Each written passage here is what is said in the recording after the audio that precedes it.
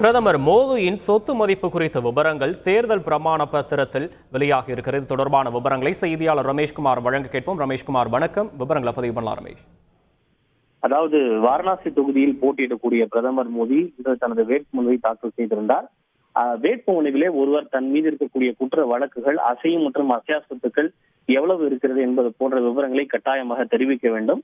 அந்த அடிப்படையில் பிரதமர் மோடி தமக்கு அசையும் மற்றும் அசையா சொத்துக்களாக 3,02,06,889 ரூபாய் இருப்பதாக தெரிவித்துள்ளார். தோராயமாக பிரதமர் மோடியினுடைய சொத்து மதிப்பு என்பது 3.2 கோடி ரூபாய் என்று தெரிவிக்கப்பட்டுள்ளது.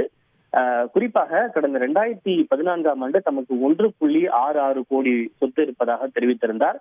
அதே போல 2019ஆம் ஆண்டில் 2.51 கோடி சொத்து இருப்பதாக தெரிவித்திருந்தார்.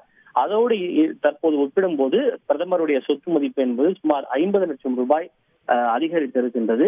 தமக்கு சொந்தமாக வீடோ அல்லது வாகனங்களோ எதுவும் இல்லை என வேட்புமனுவிலே தெரிவிக்கப்பட்டிருக்கின்றது.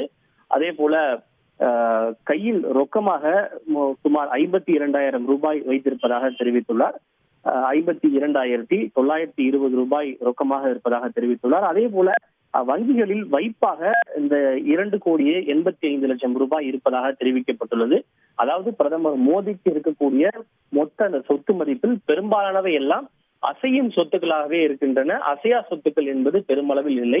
அசையா சொத்துக்களாக அதுவும் வங்கிகளில் வைப்பாக இந்த 2,85,00,000 ரூபாய் இருப்பதாக தெரிவிக்கப்பட்டுள்ளது. அது பல்வேறு வங்கிகளிலே அந்த வைப்பு தொகையாக வைக்கப்பட்டுள்ளது. குறிப்பாக State Bank of India Gandhi Nagar பிரான்ச்சிலே சுமார் 73 லட்சமும், State Bank of India Varanasi அந்த பிரான்ச்சிலே 7,000 ரூபாயும், மற்றொரு எஸ்பிஐ வங்கியிலே 2,85,60,000 கோடி ரூபாய் என இப்படி பல்வேறு வைப்பு தொகையாக வைக்கப்பட்டிருக்கின்றது.